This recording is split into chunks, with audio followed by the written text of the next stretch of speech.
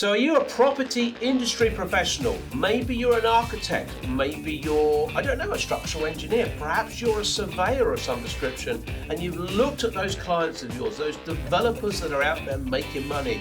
Have you ever thought you'd like to be a property developer? Well, listen up to today's show. My name's Ritchie Clapson, and you're watching The Open Door Show.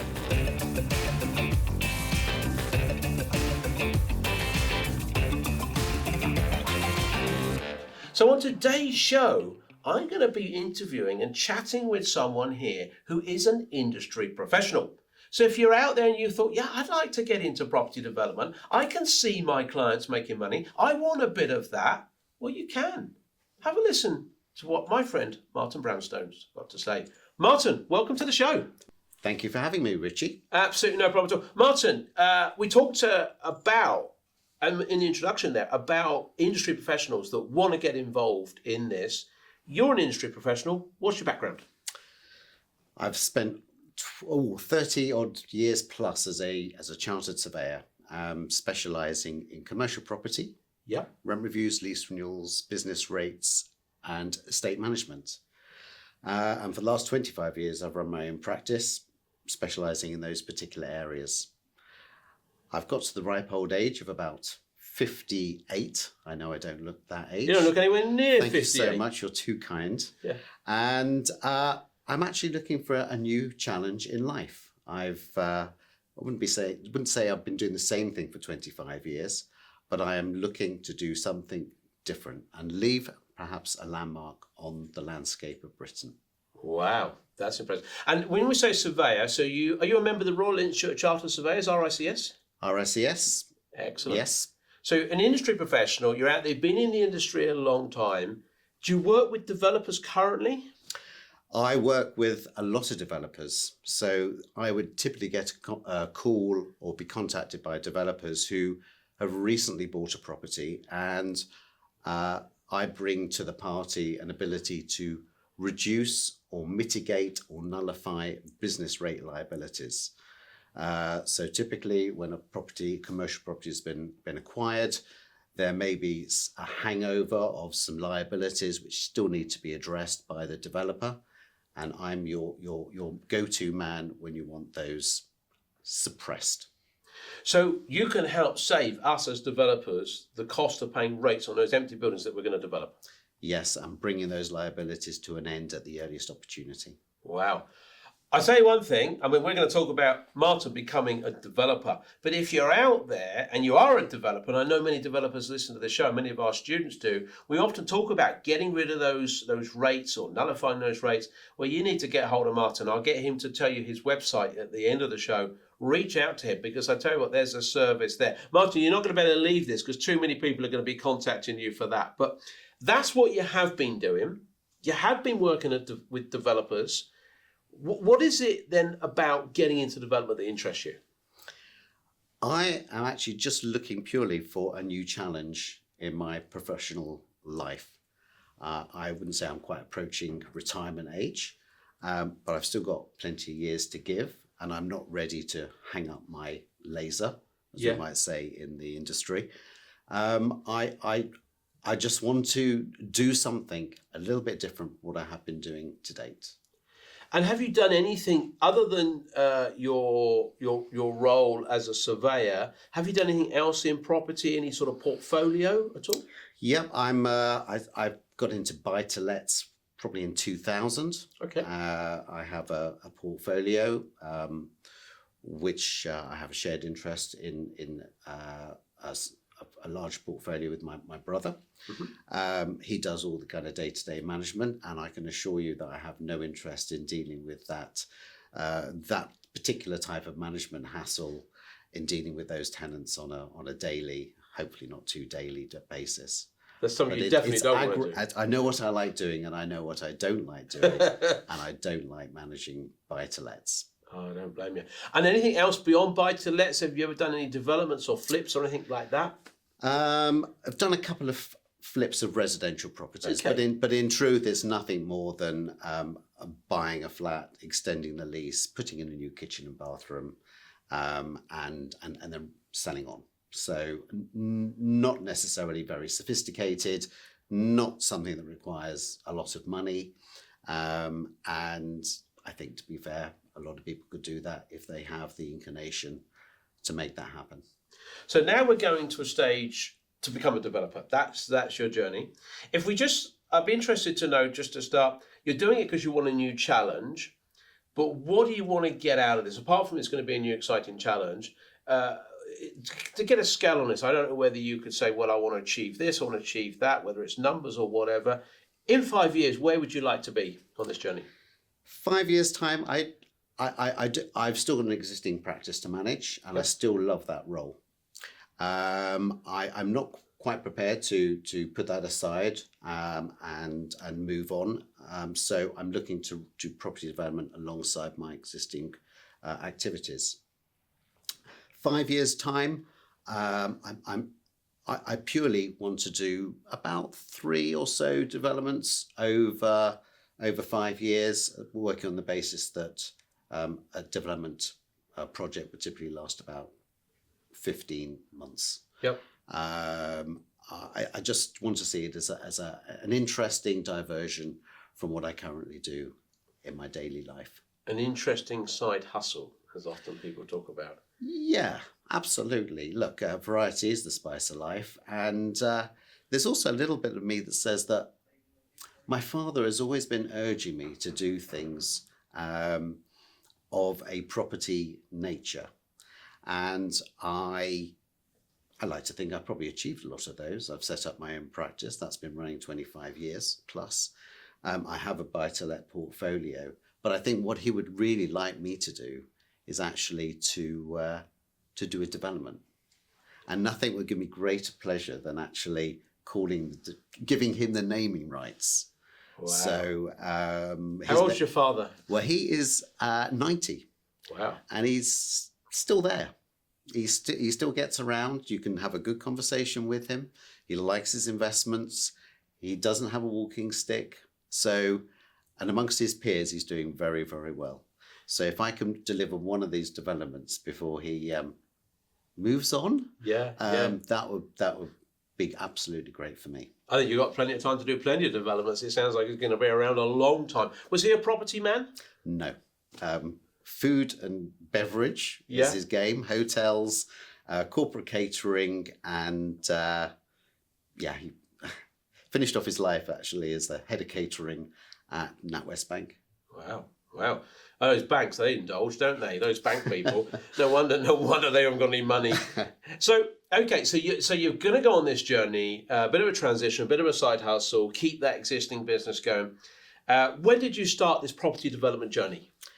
I attended an exhibition. I think it was the Property Landlords exhibition in London. Mm-hmm. I, as a chartered surveyor, I have to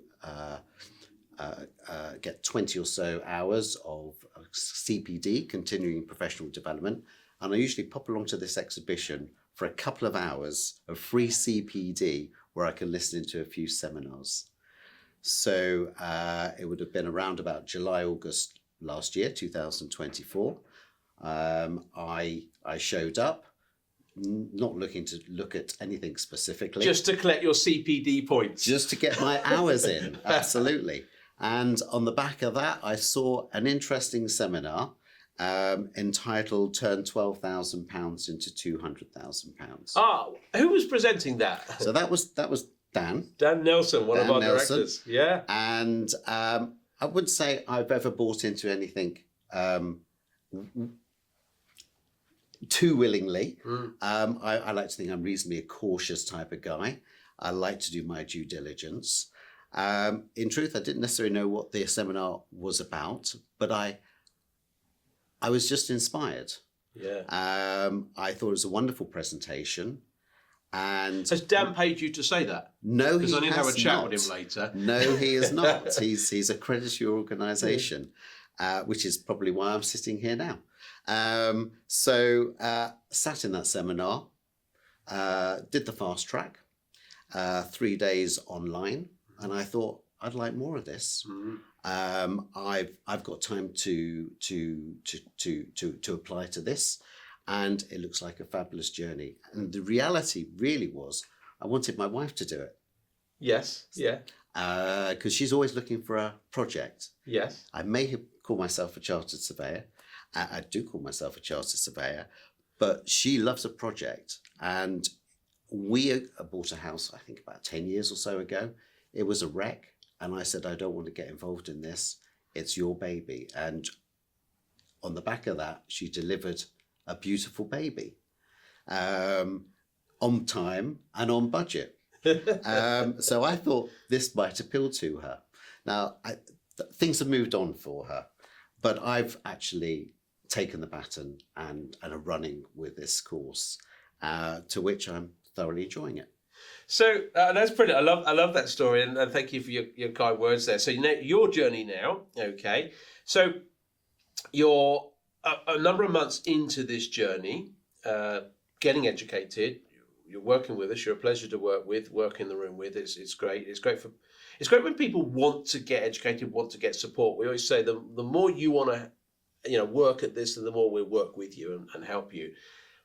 How's this journey been today? Because I think this is going to be fascinating for people that are listening. Because actually, let me ask you another question. I think let's go back slightly, because a lot of people probably will be listening, and maybe it's you thinking, well, hang on a minute, Martin's in the industry. Why does he need to go and get some more education? Why doesn't he just become a developer? What would you say to that?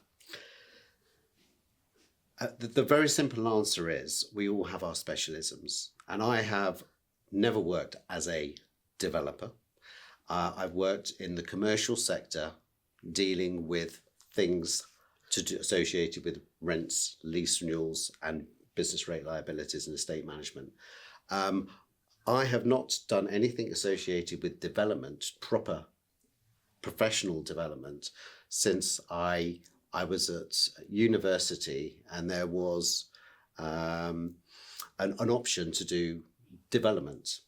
I think it lasted for us about 6 months for the people who didn't necessarily do that particular option. And all that time ago, I've never really touched development. And it's you know what you do, and you know what you can do, but you equally know what you can't do. So with the best will in the world, I would never have entertained doing anything associated with small-scale development, with my ability and my knowledge of how the whole entire process works. I know my skill set, but I need the comfort, the mentoring to know that what I'm doing is the right course of action. And so, I mean, that's interesting. It's fascinating, as you say. You know what you know, and I guess a lot of industry professionals will feel the same. If I'm an architect, I know architecture, but it doesn't mean to say I know development, and so on. What about then this journey? How has this journey been? You've jumped into it. You've done a lot of the modules that we get you to run through, 100 or so modules. What have you found? Is it different to what you expected? Is it more or less the same? Describe your journey. In truth, I'm probably a little ahead of the game for most of your students, because my background is property, and I understand leaseholds, freeholds, opportunities. What I never understood, and which I now do understand, is how to appraise opportunities quickly, efficiently, without impacting on time, cost, and resource. And following the propertyCEO program, I now have the ability to appraise things in as little time as 45 minutes. And the other aspect that I never understood was how commercial finance worked. So those were the two main elements that I really wanted to get my head around. So in terms of understand the process, I think what would be helpful for people, you talked about you could do an appraisal quite quickly. Two fundamental parts of the appraisal process that we have is called a market area comparison, and then initial project assessment data, which sounds probably quite complicated for people out there. Could you first of all, market area comparison, perhaps just try and describe to people that are listening, what is that process? How does that work? Okay, so we've been taught to analyse information which we can reap off Rightmove to get an understanding of market prices, size of properties available, and analyse those en masse. Now, in truth, I do have a bit of a head start here because I have enlisted the services of a member of my staff who actually... Outsourcing already then. Absolutely. And he is a real numbers man. He loves his spreadsheets. And so I've been educated in how to get an idea as to what the gross development value might be based on the analysis that we do. And I've actually since educated him.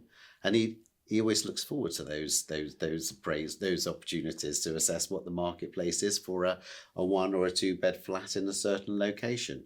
So that's probably why I could do the appraisals a little bit quicker than most, because I have enlisted the services of others. But that is about being a CEO. Fundamentally, we teach you to be the CEO. So you've adopted that wholeheartedly, has passed that down.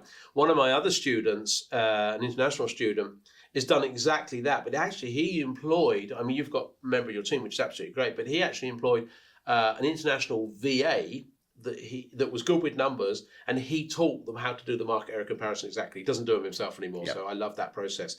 So that helps you assess the market of what it is that you might better sell for, what sort of price, and how quickly it might sell for. And that's a whole process we teach you, even if you have no idea how to do that. The second part of that then, and that information gets fed into this main deal analyzer, initial project assessment data. Now, first of all, does your colleague do that as well? I haven't let him loose on that yet. But Not who yet. knows? There may be the day when he might have a bash at that. So that's coming his way. Under my watchful eye. I can tell that's going his way in no time at all. So perhaps again, for people, you could describe, how does this process work in broad terms, so people could get a feel for whether they think, do you know, I could do that. How would you describe the iPad process? I would say anybody who has a basic understanding of Excel should be able to manage the process with ease. Yes, there are a number of variable factors that need to be plugged into the appraisal, but it is playing with numbers, and you can stress test the figures as well, seeing what opportunities there are for making savings, or equally the type of proposal or offers that you can make on properties. And I haven't necessarily been shy in sticking forward proposals or tabling offers to estate agents, even though I may be some way out of the asking price. So already this process that you have now mastered, soon to go to your colleague. I know you said not yet, but I think it's going to happen, I can tell. This has enabled you to now start putting offers in on commercial properties, because the analyzer tells you whether or not this is a potential project. Absolutely, yeah. And it guides you on that asking price, or that guides you on that offer price, perhaps I should say, that you could put forward. Yeah. And that process then, as you say, anyone could master that. It's. I mean, I think anyone can, but it's lovely to speak to people that are coming into this and looking at it and say, yeah, anyone could master this, anyone could get to grips with this. And it's essential as well, isn't it? If you haven't got the right numbers in the first place, then you don't know where you're going. So yes, it's the basis upon any offer that is likely to be tabled on a base for a particular project. It's fundamental to the process, but obviously you've got to understand where the figures are coming from, and equally be comfortable with the figures that you are inserting in the appraisal in the Excel spreadsheet. So if you put rubbish in, you're going to get rubbish out. I guess that's that old saying, isn't it? And so that process, as I say, is all part of a series of processes that you learn. If someone has listened to this, so do you think you've come across many architects, structural engineers, project managers, other surveyors perhaps out there listening? Do you think with a bit of support they could manage exactly the same as you? Absolutely. As surveyors, everybody thinks that the first question you always get asked when you're a surveyor is, "Oh, I've got a problem with my a leaking roof, or got some damp." And I was going to ask you about my roof later. Yeah, well, but... you can ask someone else. Okay, no problems it's at all. It's not what I do, because there are so many different facets of surveying. Yeah. So you could be a QS, a quantity surveyor. You could be a land surveyor, a minerals surveyor. You could specialise in valuations and specialise in rural. But the reality is, yes, I know what my limitations, and every surveyor should know what their limitations are, and you wouldn't provide advice on your understanding of what you may have studied 35 years ago. We have to be current and up to date. But those other industry professionals could pick this up as well, do you think? Absolutely. Yeah. With I would say relative ease and truth. They're going to have a head start against most people in the process, and they will have the contacts, and the contacts are important. So I've been able to, very fortunately, I have lots of clients who are developers, and I work with now my NEA, who I've done work for. This is your non-executive advisor that we teach you to get in place, yeah? Absolutely, who is a seasoned developer, effectively semi-retired, living in his comfortable pile in Hertfordshire. Yeah. And he, admittedly, I've actually held back some invoices because he's given me some very good advice. Well, why not? Absolutely. So he's on board, and I couldn't wish for a better guy who, in truth, has just come to me within the circles that I operate in. What about then, again, there's a lot of people listening to this who, for today's show, might be thinking, yeah, but I'm not an industry professional. Now, you're in a room and you come to the in-the-room sessions with many, many other students from all walks of life. I mean, do you know what some of those other people have done, other people's backgrounds? I mean, just to tell the audience, what sort of people have you come across? Where have they come from? Well, there are some people within the property world. Yep. So there are some architects and some project managers and some facility guys.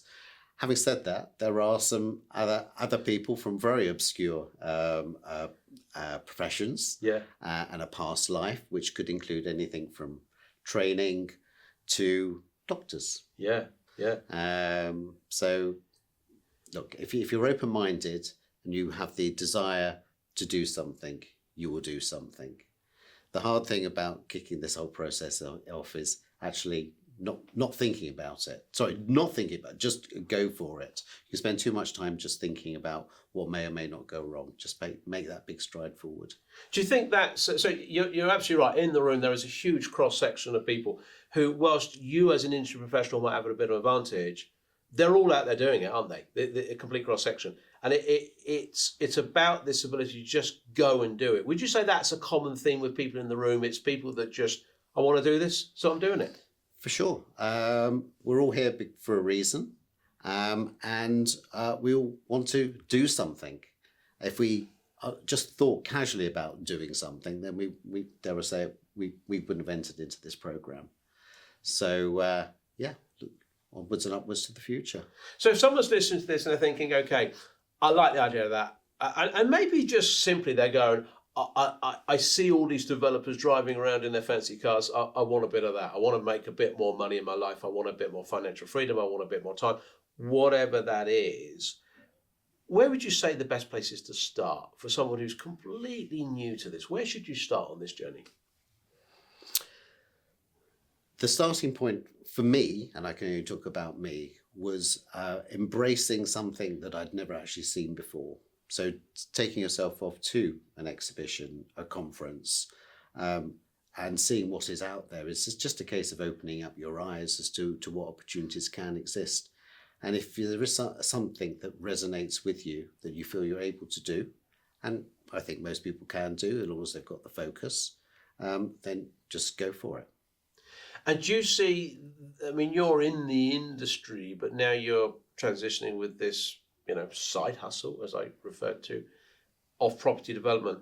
Do you see huge opportunity in that marketplace for some time to come? We often talk about the housing market in this country, but do you see it as a big opportunity still for years? Oh, Britain is just crying out for housing. I mean, this is like the perfect storm. Too many people on the island that all need to be accommodated. Not enough housing, not enough building going on. And well, I would have hoped, actually, I said to myself about a year or so ago, we should start to see interest rates come down. They're edging down slowly, but it feels like a really good climate to operate in now going forward, particularly with the permitted development opportunities that have been given to the society, given to the economy. So there'll be a lot of people thinking, what's a permitted development opportunity? In your words, what is a permitted development opportunity? How would you describe that to people who really don't know what that is at all? Oh, okay. So dare I say it, a quick route to getting to changes of use which will allow commercial properties to be developed into residential without the arduous process of going through the full-blown planning application process with individual councils and, dare I say it, with individual planning officers that have their own views on what a development should or could look like. So it's about massively minimising the risk that you would have as a developer. Yeah, and timing as well. Yeah, it should reduce the entire project duration, which is good for us because it allows us to get in earlier and get out earlier. Yeah. When do you think you have your first project on the go? Well, I've been on board for about 5 months with propertyCEO. I have already tabled 5 offers. Wow. 2 are still on the table. Yes. Others have been rejected. But fingers crossed. Absolutely. But as anybody who's familiar with sales will know that you have to kiss a few frogs to land your prince.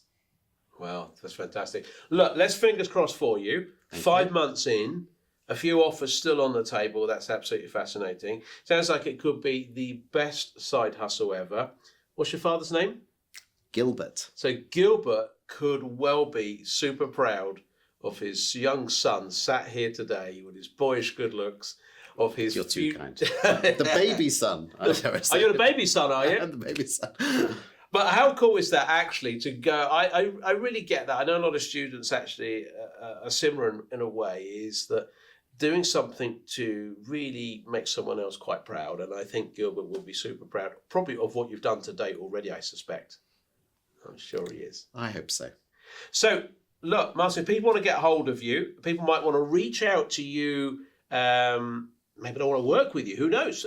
But equally, if someone wants to work with you on the rating side, which we do need as developers, what's the best way for people to reach you? Okay, so my full name is Martin Brownstone. The company is called Marston Associates. Uh-huh. We are based in Harrow, in London, Greater London. And the website is www.marstonassoc, short for associates, but not associates.com. Excellent. marstonassoc.com. I'm sure some people are going to reach out to you. They might definitely want to take you up on that rating service. I'm sure a number of existing students will definitely be reaching out to Martin. You absolutely need to do that because you need to reduce these rates, that's for sure. And you never know who's going to contact you in the future. Martin, thanks for coming in today. Thank you for having me. How good was that? I mean, is that inspiring? If you are out there, if you are an industry professional, I certainly think for you, you could be looking at thinking, maybe I want a bit of that was on the other side of the fence. Maybe you still like that existing career like Martin does. He doesn't want to let go what he's doing. He just wants another challenge. He wants another challenge that's going to take him forward, test him and push him, and makes a few quid into the bargain. Why not? So if you're out there as an industry professional, well, then maybe you should start thinking, as Martin said, just get out there. Go to an exhibition or something. Go to a property event and see if it appeals to you. Hopefully you find that interesting. Hopefully you find it inspiring. And I'm also hoping, Gilbert, you're watching this and you're going to find that your son is inspiring you absolutely no end. If you like what we do here, please like and subscribe, and we'll see you in the next show.